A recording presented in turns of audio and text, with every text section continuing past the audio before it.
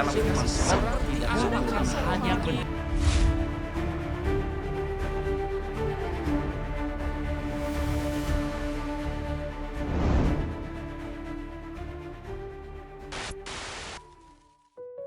Shalom sahabat Growing Together dimanapun Anda berada. Hari ini kita akan melanjutkan kembali perenungan kita supaya kita semakin berakar, bertumbuh dan berbuah di dalam kebenaran Injil Kristus. Nah, hari ini saya membahas tentang apa itu harta yang sesungguhnya. Di dalam Lukas pasal 16 ayatnya yang ke-10 sampai ayatnya yang ke-17 saya akan bacakan kepada kita semua. Demikianlah firman Tuhan. Barang siapa setia di dalam perkara-perkara kecil, ia setia juga di dalam perkara-perkara besar. Dan barang siapa tidak benar dalam perkara-perkara kecil, ia tidak benar juga di dalam perkara-perkara besar. Jadi jikalau kamu tidak setia dalam hal mamon yang tidak jujur, siapakah yang akan mempercayakan kepadamu harta yang sesungguhnya? Dan jikalau kamu tidak setia dalam harta orang lain, siapakah yang akan menyerahkan hartamu sendiri kepadamu? Seorang hamba tidak dapat mengabdi kepada dua tuan. Karena jika demikian ia akan membenci yang seorang dan mengasihi yang lain. Atau ia akan setia kepada yang seorang dan tidak mengindahkan yang lain.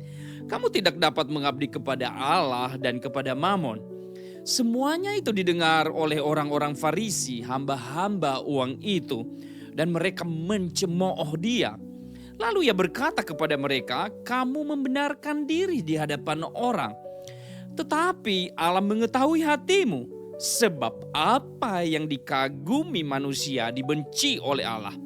Hukum Taurat dan kitab para nabi berlaku sampai kepada zaman Yohanes. Dan sejak waktu itu kerajaan Allah diberitakan dan setiap orang menggagahinya, berebut memasukinya. Nah, sahabat Growing Together, setelah saya membaca firman ini saya mengingat kembali waktu masa kecil saya bahkan sampai dewasa ini saya sering mendengarkan dari perkataan orang-orang di sekitar saya, baik itu dalam lingkup keluarga saya, di dalam lingkup pendidikan saya dan komunitas gereja, saya sering mendengarkan bahwa jika Anda setia dalam hal kecil, maka Anda akan bisa dipercayakan hal-hal yang lebih besar. Ini adalah jargon umum. Ini adalah sebuah perkataan-perkataan yang sering muncul di tengah-tengah masyarakat, di tengah-tengah gereja, di tengah-tengah komunitas dimanapun kita berada. Bagaimana seseorang diuji, bagaimana kualitas hidupnya di dalam kepercayaan terhadap seseorang itu. Menguji kualitas hidupnya adalah bukan dari hal yang besar, tetapi dimulai dari hal yang kecil.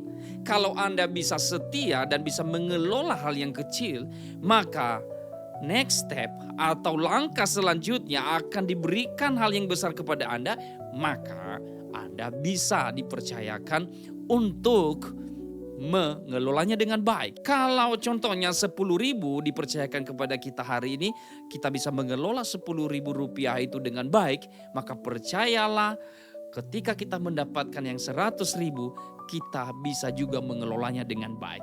Nah, pertanyaannya, apakah arti dari firman ini yang kita baca tadi, yang mengatakan barang siapa setia dalam perkara-perkara kecil, ia setia juga di dalam perkara-perkara besar. Apakah hanya sebatas nasihat-nasihat seperti itu? Kalau seumpama saya diberikan kepercayaan hari ini, hal yang kecil, mungkin saya ngepel gereja, mungkin saya mengerjakan sesuatu yang tidak terlalu penting di dalam satu komunitas saya. Lalu suatu waktu nanti, orang melihat saya, pemimpin saya melihat saya, lalu kemudian saya diberikan kepercayaan lebih. Apakah hanya sebatas itu saja yang dimaksudkan di dalam perikop ini? Nah, dalam hal ini sebenarnya Tuhan Yesus tidak hanya bicara tentang kebiasaan perkataan yang seperti yang saya katakan dari awal tadi, bahwa hanya sekedar ketika engkau dipercayakan hal kecil maka engkau akan dipercayakan hal besar. Tidak hanya terletak sampai di sana. Tetapi maksud Tuhan Yesus dalam mengajar pengajaran di perikop ini adalah bagaimana dia berkata kepada orang Farisi, bagaimana dia berkata kepada ahli Taurat dan kepada orang di sekitarnya termasuk para muridnya juga, bahwa harta yang sesungguhnya bukan terletak pada mamon itu. Karena kita bisa membaca di dalam ayat yang ke-10 dan 11. Saya akan bacakan kepada kita dan mari kita lihat perbandingannya ya. Barang siapa setia dalam perkara-perkara kecil, ia setia juga dalam perkara-perkara besar. Dan barang siapa tidak benar dalam perkara-perkara kecil, ia tidak benar juga dalam perkara-perkara besar. Jadi jikalau kamu tidak setia dalam hal mamon yang tidak jujur, siapakah yang akan mempercayakan kepada kamu harta yang sesungguhnya? Nah, yang menjadi pertanyaan tadi adalah apa yang menjadi harta yang sejati kita? Dikatakan hal yang kecil di sini sebenarnya perkara-perkara kecil itu bukan seperti yang saya jelaskan di awal tadi. Tetapi perkara kecil yang dimaksudkan di ayat yang ke-10 terjawablah di ayat yang ke-11, yaitu mamon itu sendiri. Nah, kenapa mamon itu kecil di hadapan Tuhan Yesus? Mamon berbicara tentang keuangan, apa yang ada di dunia ini, harta duniawi. Dan itu tidak kekal di hadapan Yesus. Jauh lebih dari itu semua, ada harta yang sejati, yaitu dirinya sendiri yang telah datang dari surga. Untuk Anda dan saya yang berdosa, dan dia memberikan hidupnya untuk kita. Dan itu harta yang tidak bisa kita dapatkan selain kita menerima pemberian dan anugerah yang dari dia.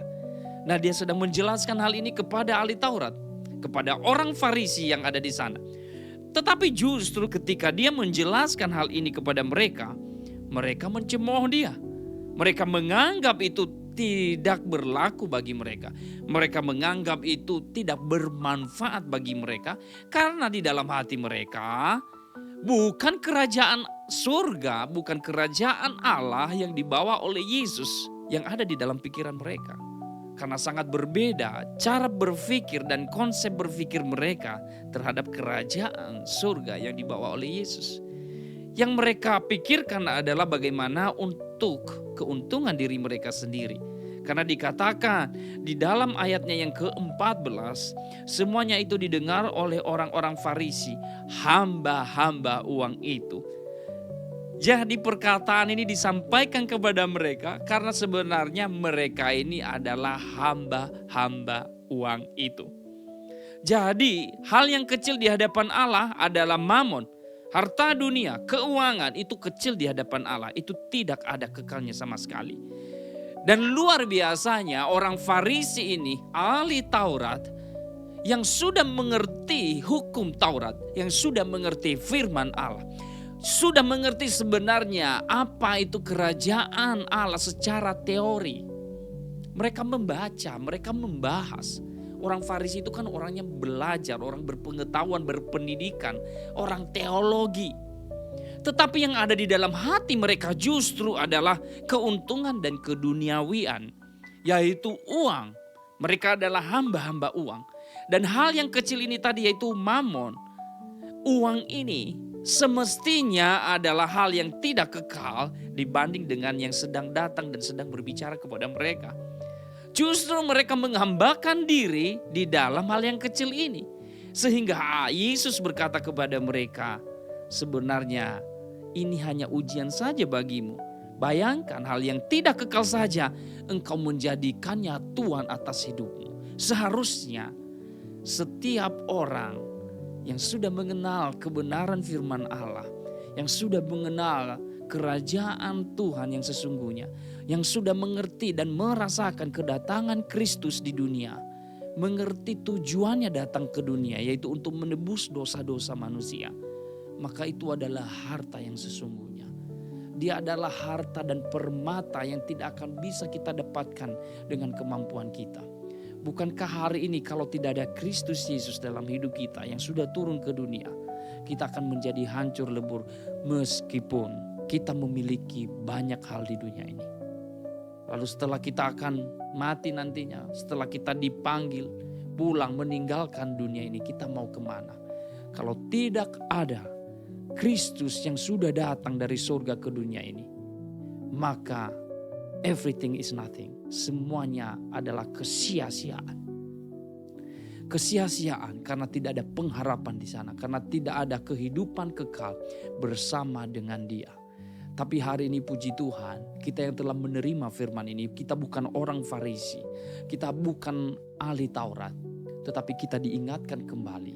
Seharusnya orang yang sudah mengerti siapa Kristus, tujuan kedatangannya di dunia ini, maka mereka akan menghambakan diri kepada kerajaan sorga itu, kepada firman Allah yang hidup itu setiap waktu, dibanding kepada mamon itu. Mamon adalah yang kita bisa kelola, kita bisa pakai. Dia bukan Tuhan kita. Jangan sampai setiap orang yang percaya kepada Kristus menjadi hamba dunia, menjadi hamba mamon, menjadi hamba uang.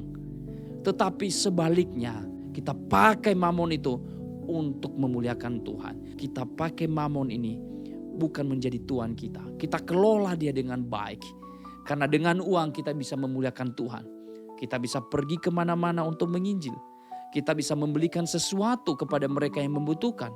Kita bisa mensupport orang-orang yang membutuhkan, gereja, badan penginjilan, mungkin sekolah yang mendukung tentang penginjilan, badan-badan misi yang bergerak untuk penginjilan. Kita bisa pakai uang ini semua untuk memuliakan Tuhan. Bahkan ketika kita bisa memenuhi kebutuhan hidup kita sendiri, kebutuhan keluarga kita, itu pun adalah melayani Tuhan.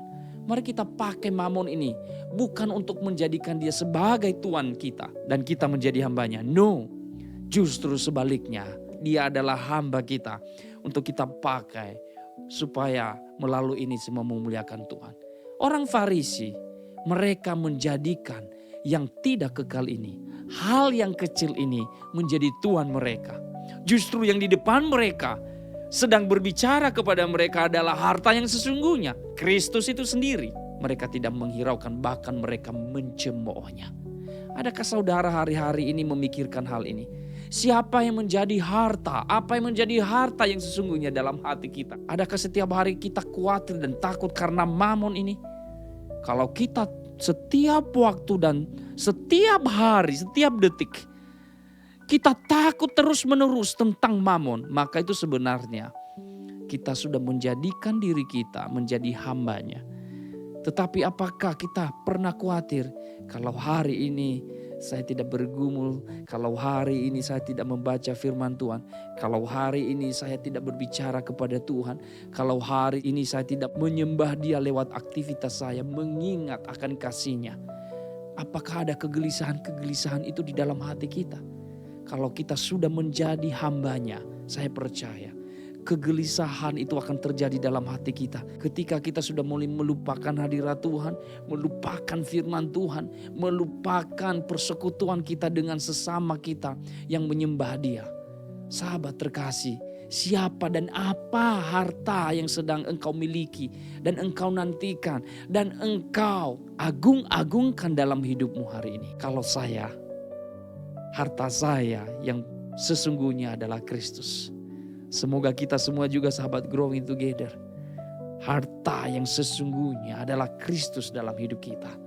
Tidak ada harta yang lain yang melebihi itu. Karena harta ini adalah harta yang kekal.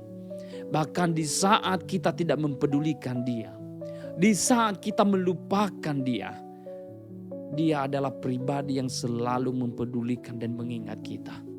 Di saat kita bahkan menjauh dari Dia, justru Dia pun tidak pernah menjauh dari kita. Dia yang selalu memanggil kita kembali untuk datang kepadanya. Bukankah ini adalah harta yang sesungguhnya? Yesus adalah harta yang sesungguhnya. Tanpa Yesus kita binasa. Tanpa Yesus kita hancur. Tanpa Yesus kita masih ada di dalam kematian rohani kita. Tapi puji Tuhan, hari ini kita sudah memilikinya. Barang siapa yang percaya kepada Dia, barang siapa yang menundukkan hatinya kepada Dia dan mengaku Dia sebagai harta yang sesungguhnya, Tuhan dan Raja dalam hidupnya, saya percaya engkau dibebaskan, engkau diberikan sukacita, engkau diberikan damai sejahtera. Meskipun engkau mengalami ketakutan tentang mamon, tentang ekonomi, tentang keuanganmu, Tuhan yang akan menolongmu di sana. Tuhan yang akan memampukanmu di sana. Karena ketika engkau bekerja, sekecil apapun pekerjaanmu, Tuhan bisa pakai itu semua untuk mengadakan kebutuhanmu yang engkau sedang khawatirkan. Mari kita membuka hati kita bahwa harta yang sesungguhnya adalah Kristus Yesus dalam hidup kita. Demikianlah arti dari perikop ini. Semoga pikiran kita dibukakan kembali oleh Injilnya. Let's grow together. Serve together. Be fruitful. God bless you all.